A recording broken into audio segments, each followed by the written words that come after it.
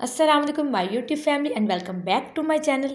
उम्मीद करती हूँ कि आप सब ठीक ठाक होंगे। आज मैं आप लोगों के साथ लजीज़ा फ़लूदा की रेसिपी शेयर करने जा रही हूँ। मैं इम्तियाज़ पे ग्रोसरी के लिए गई थी तो वहाँ मुझे ये नज़र आया, तो मैंने सोचा कि मैं इसकी रेसिपी आप लोगों के साथ शेयर करूँ और इसका मैं रिव्यू दूँगी कि ये कैसा है और इसमें क्या मिस्टेक है वो मैं आपको बताऊँगी, आगे चल के शेयर करूँगी।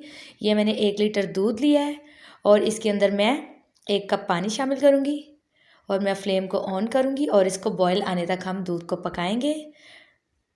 दूध में बॉयल आना स्टार्ट हो गया हुआ है, तो अब मैं इसमें लजीज़ा फ़लूदा मिक्स इसमें ऐड करूँगी। इसको मैं अब कट करूँगी सीज़र के साथ और इसके अंदर मैं ऐड करूँगी।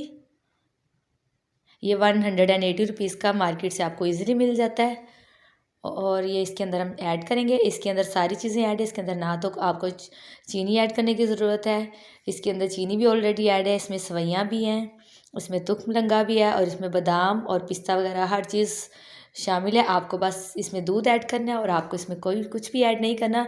लेकिन इसमें एक मिस्टेक है इसकी रेसिपी में, वो मैं आपको आगे चल के शेयर करूँगी। इसके ऊपर कुकिंग टाइम लिखा 15 मिनट तक आपने इसको पकाना है। पहले हम फ्लेम को हाई रखेंगे, फिर हम इसको मीडियम फ्लेम तक करके इसको हम 15 मिनट तक पका लेंगे और थोड़ी थोड़ी देर बाद हम इसमें चम्मच चलाते रहेंगे। और ये फ़लूदा हमारा रेडी होने वाला है। 15 मिनट गुजर चुके हैं, सवैयाँ तो गल चुकी हैं, बट ये मिक्सर बहुत ज़्यादा पतला है तो ये इसलिए इसकी रेसिपी ये परफेक्ट नहीं है। तो मैं इसको थिक करने के लिए इसमें 1 खाने का चम्मच कॉर्नफ्लोर पानी में शामिल करके वो इसमें शामिल करूँगी। और आप जब ये बनाएं तो आप इसमें 1 लीटर दूध में इसको बनाएं, आपको उसके अंदर 1 एक्स्ट्रा कप पानी शामिल करने की ज़रूरत नहीं है। इन्होंने अपनी रेसिपी में लिखा हुआ है कि 1 लीटर दूध में हमने 1 कप पानी शामिल करना है, बट आपने कोई भी पानी शामिल नहीं करना। नहीं तो अगर आप पानी शामिल करेंगे तो फिर आपको उसमें कॉर्नफ्लोर भी ऐड करना पड़ेगा। अब हम इसको 1 से 2 मिनट तक पका लेंगे। ये कॉर्नफ्लोर शामिल करने से बहुत ज़बरदस्त और थिक हो गया हुआ है, क्योंकि फ़लूदा का मिक्सर थिक होना चाहिए, क्योंकि इसमें बर्फ़ वगैरह और बाकी चीज़ें भी हमने ऐड करनी होती है तो ये और पतला हो जाता है। तो अगर ये पहले से पतला होगा तो ये बिल्कुल पानी की तरह हो जाएगा और ये परफेक्ट नहीं बनेगा। ये अब इसका मिक्सर थिक हो गया हुआ है। अब मैं फ्लेम को ऑफ़ करूँगी और इसको मैं ठंडा करने के लिए रख दूँगी। ये मिक्सर हमारा फ़लूदा मिक्सर ठंडा हो चुका हुआ है। अब मैं इसको एक बाउल में ट्रांसफ़र करूँगी और मैं इसको फ्रिज में रख दूँगी 1 से 2 घंटे के लिए। इसको हमने चिल करना है, फ्रिज में इसको ठंडा करने के लिए रख देंगे, फिर हम इसको असेंबल करते हैं। फिर मैं इसका आपको रिव्यू भी दूँगी कि ये खाने में कैसा है, कि ये बाज़ार के फ़लूदा जैसा है या डिफरेंट है। ये ठंडा हो चुका हुआ है, अब हम इसको असेंबल करते हैं। ये मैंने रेड कलर की स्ट्रॉबेरी जेली भी बनाई है, इसके साथ इसकी टॉपिंग करेंगे। आप इसके साथ कोई भी अपनी पसंद की जेली बना सकते हैं। ये जेली भी ठंडी हो गई है, अब मैं इसको भी कट करूँगी और हम इसको फिर असेंबल करेंगे।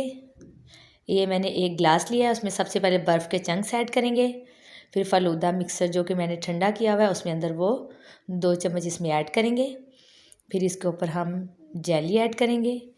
ये स्ट्रॉबेरी फ्लेवर की ही जेली ली है मैंने, वो इसमें ऐड करेंगे और इसके बाद दोबारा से फिर हम इसके ऊपर दोबारा से फ़लूदा फिर से ऐड करेंगे और इसके ऊपर हम इसकी टॉपिंग करेंगे स्ट्रॉबेरी फ्लेवर आइसक्रीम के साथ। और आप अपनी पसंद की किसी भी आइसक्रीम के साथ इसकी टॉपिंग कर सकते हैं। इसको हम डेकोरेट करेंगे जेली के साथ।